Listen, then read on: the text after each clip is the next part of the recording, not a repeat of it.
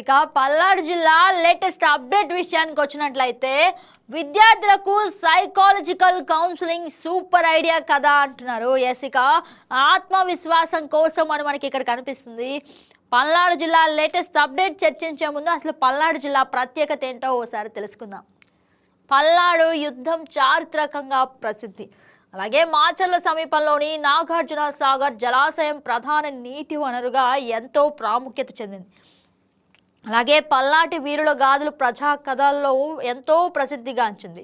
ఇక వ్యవసాయం ప్రధాన జీవనాధారం. చారిత్రక కోటలు, దేవాలయాలు ఈ ప్రాంతంలో ఉన్నాయి. అయితే ఇక పల్నాడులో విద్యార్థులకు సైకాలజికల్ కౌన్సిలింగ్ అలాగే మానసిక ఆరోగ్యంపై విద్యాశాఖ ప్రత్యేక దృష్టి పెట్టినట్లుగా కూడా మనం చూడొచ్చు. ఇక 11 మండలాలకు సైకాలజికల్ కౌన్సిలర్ల నియామకం కూడా మనం చూడొచ్చు. అంటే పిల్లలు చెడు వ్యసనాలకు లోనవ్వకుండా చెడు వ్యసనాల నుంచి విద్యార్థులను దూరం చేసే ప్రయత్నంగా కూడా మనం చూడొచ్చు. ఇక విద్యార్థుల ఎదుగుదలకు మార్కులు, ర్యాంకులు అదేవిధంగా అంటే ఒక క్రమశిక్షణ వాతావరణాన్ని పెంపొందించే దిశగా చూస్తున్నారు. ఇక ఎంతో అవసరమని విద్యావేత్తలు చెబుతున్నారు. ప్రస్తుత పరిస్థితుల్లో పాఠశాల స్థాయి నుంచే విద్యార్థుల మొబైల్ ఫోన్ల వినియోగానికి అలవాటు పడుతూ వివిధ ప్రభావాలకు లోనవుతున్నారు. ఇదైతే మనం చూడొచ్చు. నిజంగా అంటే సెల్ ఫోన్ల ద్వారా ఎక్కువగా హింసాత్మక దృశ్యాలు, అనుచిత కంటెంట్ ఇది మనం చూసినట్లయితే అంటే అనుచిత కంటెంట్ ఎక్కువగా విద్యార్థులు ఈ మధ్య పాఠశాల దశ నుంచే ఇలాంటి మొబైల్ ఫోన్స్కి ఎక్కువగా హింసాత్మక దృశ్యాలు అలాగే అనుచిత కంటెంట్ని ఎక్కువగా వీక్షించడం వల్ల విద్యార్థులకు చెడు అలవాట్లకు లోనవుతున్నారు. అదేవిధంగా ఆందోళన ఎప్పటి నుంచో జరుగుతుంది. అంటే విద్యార్థి దశ నుంచే కనుక మంచి అలవాట్లను అలవర్చుకుంటే ఇబ్బంది లేకుండా ఉంటుందని, అలాగే కౌమార దశలోనే మత్తు పదార్థాలకు అలవాటు పడే ప్రమాదం కూడా ఉందని నిపుణులు హెచ్చరిస్తున్నారు.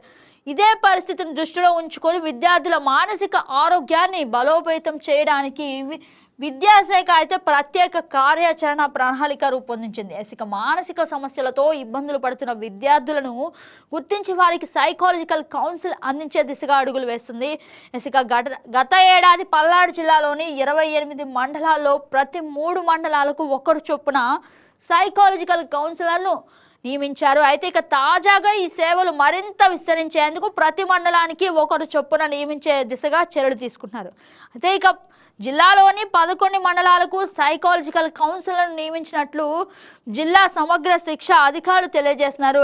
ఇక ఇదే అంశానికి సంబంధించి మరింత సమాచారం మా స్పెషల్ కరెస్పాండెంట్ని అడిగి తెలుసుకుందాం. Srinu, good morning. చెప్పండి, అంటే ఈ కొత్త తరహాలో ఈ వినూత్న ఆలోచనలకి అసలు ప్రత్యేకత ఏంటి?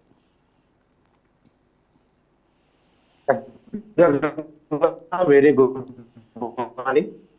పల్నాడు జిల్లాలో ఉన్నటువంటి 28 మండలాలకు సంబంధించి అయితే గత ఏడాదిలో అయితే 3 మండలాలు కలిపి ఒక సైకాలజికల్ కౌన్సిలర్ అయితే నియమించారు. కానీ తాజాగా 11 మందిని అయితే జిల్లా వ్యాప్తంగా నియమించినట్లు మనకైతే సమగ్ర శిక్షా అధికారులు అయితే తెలిపారు. ఈ 11 మంది కూడా మొదటిసారిగా ఈ 11 పాఠశాలలకు అయితే వెళ్ళి ఈ 11 మండలాల్లో ఉన్నటువంటి ప్రతి పాఠశాలలో కూడా వీరైతే సైకాలజికల్ కౌన్సిలర్లు వెళ్ళి రోజుకు ఒక 2 గంటల చొప్పున అయితే క్లాస్ తీసుకొని వారికైతే వారి విద్యార్థి కోమర దశలో తీసుకోవాల్సిన జాగ్రత్తలపై అయితే వీళ్ళు క్లాసుల్లో వివరిస్తారు. అంటే జగన్ మనం ఇక్కడ చూసుకున్నట్లయితే ఇప్పుడు కొత్త పరిస్థితుల్లో 6వ తరగతి నుంచి 10వ తరగతి వరకు ఉన్న పిల్లలైతే మత్తు పదార్థాలకు బానిసలయ్యి వారైతే చాలా ఇబ్బందులకు గురవుతున్నారు. కుటుంబంలో తల్లిదండ్రుల మాటలు కూడా వినకుండా అయితే వారిని తల్లిదండ్రులు చెప్పే మాటలు కూడా వినకుండా మీరు చెప్పేది ఏంటన్నట్టుగా ధిక్కరించుకొని వెళ్తున్న పరిస్థితులు అయితే మన జిల్లాలో కొన్ని చోట్లయితే చూసాము. ఈ వినూత్న దీనికంటే ఈ నిర్ణయానికైతే విద్యార్థులు తల్లిదండ్రులు ప్రభుత్వం తీసుకుని ఇలా సైకాలజికల్ కౌన్సిలర్ స్కూల్లో తమ పిల్లలకు తగిన జాగ్రత్తల గురించి చెప్పడం, వారి విద్య గురించి చెప్పడం, వారి ఆరోగ్య పరిస్థితుల గురించి అయితే వీరి కౌన్సిలింగ్ ఇవ్వడం జరుగుతుంది. మత్తు పదార్థాలకు దూరంగా ఉండేటందుకు కూడా ఈ క్లాసులు అయితే చాలా ఉపయోగపడతాయని నిపుణులు అయితే తెలుపుతున్నారు. గగన ముఖ్యంగా స్కూల్ నుంచి తగ్గించేందుకు ప్రభుత్వం నిర్ణయాలు తీసుకున్నట్టు తెలుస్తోంది. అంటే ఎక్కువగా సోషల్ మీడియా వినియోగం ఎక్కువైపోయింది విద్యార్థుల్లో అన్న దాని గురించి ప్రత్యేకంగా ఇలాంటివి ఏర్పాటు చేస్తున్నట్లుగా తెలుస్తుంది. దాని గురించి మీరు ఏమంటారు? ముఖ్యంగా ఈ ఎప్పుడైతే స్కూల్లో ల్యాబ్లు ట్యాబులు ఇచ్చారో ఆ ట్యాబుల్లోనే మీరు విద్యకు సంబంధించిన క్లాసులు వినకుండా కొన్ని సోషల్ మీడియాకి అట్రాక్ట్ అయ్యి ఈ సోషల్ మీడియా సంబంధించిన వీడియోలు చూడడం వల్ల వీళ్ళు కూడా ఇలానే ప్రవర్తిస్తున్నారు. అంటే ప్రేమ వ్యవహారాలు కూడా జరుగుతున్నాయైతే ఉపాధ్యాయులు అయితే తెలుపుతున్నారు. అంటే ఈ తప్పు రూటు అని చెప్పినా కానీ విద్యార్థులు ఉపాధ్యాయులపైన తిరగబడిన ఘటనలు అయితే కొన్ని చూసాం మన రాష్ట్రంలో. అంటే ఇలాంటి పరిస్థితులు నెలకొనకుండా అయితే ఈ సోషల్ మీడియా వైపు వీళ్ళు అట్రాక్ట్ అవ్వకుండా వీరికైతే ఈ సైకాలజికల్ కౌన్సిలర్లు అయితే చక్కగా వివరిస్తారని అయితే సమగ్ర శిక్షాధికారులు అయితే తెలుపుతున్నారు. గగన ఎక్కువ ఈ ఫోన్ల వల్లనే వీరైతే ఆ ఉపాధ్యాయుల మాట దాటి ముందుకెళ్తున్నారని తెలుపుతున్నారు. ఇంటి దగ్గర కూడా తల్లిదండ్రుల మాట కూడా వినకుండా వారి ఇష్టానుసారంగా ప్రవర్తిస్తున్నారు అనేది తెలుపుతున్నారు.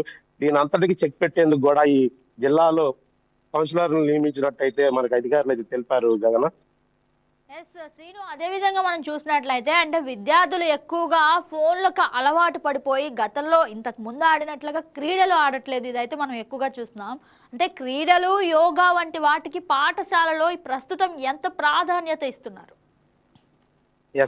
ప్రతి పాఠశాలలో కూడా ఆ పీటీ క్లాస్ అనేది ఉంటుంది. 4 నుంచి 5 వరకు కూడా ఉంటుంది. కానీ దీన్ని కొంతమంది విద్యార్థులు ఉపయోగించుకోకుండా ఈ ఫోన్లు వాడకానికి అలవాటు పడిపోయి కొంతమంది అయితే బ్యాగుల్లో దొంగతనంగా తీసుకొని వెళ్ళి క్లాసుల్లో కూడా ఫోన్లు వీక్షిస్తున్న ఘటనలు అయితే కొన్ని పాఠశాలలో చూసాము. కానీ దీని అంతటికి చెక్ పెట్టేందుకు కూడా ప్రభుత్వం ఎన్నో చర్యలు తీసుకుంటుంది. కానీ ఉపాధ్యాయులతో పాటు ఇంటి దగ్గర ఉన్నటువంటి తల్లిదండ్రులు కూడా వారిపై చర్య తీసుకొని విద్యార్థి నడవడిక అంటే వారి పిల్లవాడు ఇంటి దగ్గర ఎలాంటి నడవడిక నడుస్తుంటే స్కూల్లో ఉన్నంత సేపు మేము కాపాడుతూ ఉంటాం. కానీ ఇంటి దగ్గరికి వెళ్ళిన తర్వాత ప్రవర్తన అయితే మారుతుంది. దీనిపై కూడా తల్లిదండ్రులు దృష్టి పెట్టి వారిని పట్టించుకోవాల్సిన అంటే ఉదయం 9 గంటల నుంచి సాయంత్రం 5 గంటల వరకు మా పరిధిలో ఉంటారు పిల్లలు. ఆ తర్వాత కూడా వారు చేసే కార్యక్రమాలపై తల్లిదండ్రులు దృష్టి పెట్టాలని అయితే ఉపాధ్యాయులు తెలుపుతున్నారు. ఇటీవల అయితే కృష్ణా జిల్లాలో ఒక ఉపాధ్యాయుడిపై విద్యార్థి అయితే విరుచుకుపడిన సంఘటన మనం చూసామంటే నాన్ టీచింగ్ సంబంధించినటువంటి అధికారిపై విద్యార్థి దురుసుగా ప్రవర్తించిన ఘటన అయితే మనం చూసాము. ఇలాంటి ఘటనలు ఎక్కడ కూడా మళ్ళీ పునరావృతం కాకుండా అయితే పల్నాడు జిల్లాలో అయితే చాలా విద్యాశాఖ అధికారులు అయితే పకడ్బందీగా జాగ్రత్తలు తీసుకుంటున్నారు. గగన శ్రీను, అంటే నిజంగా మనం చూసినట్లయితే ఎక్కువగా ఇలాంటి ఇప్పుడు సైకాలజిస్టుల నియామకాలు అయితే మనం చూస్తూ వచ్చాం. అసలు ఈ సైకాలజిస్టుల నియామకాలపై విద్యార్థులు ఏ విధంగా స్పందిస్తున్నారు? గగన ఇప్పుడున్న ప్రస్తుత పరిస్థితుల్లో అయితే విద్యార్థులకు మోటివేషన్ చాలా ఇంపార్టెంట్. దారి తప్పిపోతున్న క్రమంలోనే ఇలాంటి కౌన్సిలర్లను నియమించి వారి భవిష్యత్తు గురించి కార్యాచరణ చెప్పే విధంగా అయితే ఈ క్లాసులు ఉంటాయి.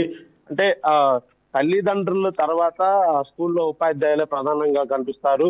అంటే ఈ రోజంతా స్కూలు గృహం ఈ రెండింటిలోనే గడిచిపోతుంది. కానీ స్కూల్లో ఉపాధ్యాయుల మాట వినకుండా తర్వాత ఇంట్లో తల్లిదండ్రుల మాట కూడా వినకుండా వీరైతే గాడి తప్పుతున్నారు. కానీ ఇలాంటి వినూత్న ప్రయత్నం చేసినందుకు కూడా తల్లిదండ్రులు ఎంతో సంతోషం వ్యక్తం చేస్తున్నారు. ఇలా కౌన్సిలర్ నియమించి పిల్లల నడవడిక గురించి క్లాసులు చెప్పడం అనేది మాకు చాలా సంతోషంగా ఉందని అయితే తెలుపుతున్నారు. ఈ కౌన్సిలర్లు వల్ల ఇవైతే కొంచెం అప్డేట్ అయ్యే అవకాశాలు కూడా ఉన్నాయి. గగన right Srinu, thank you for the update.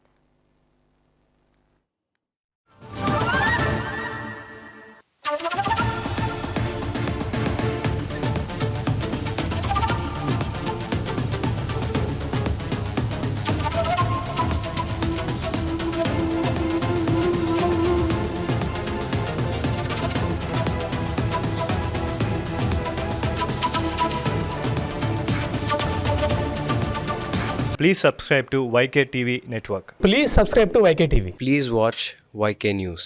Don't forget to subscribe YK News channel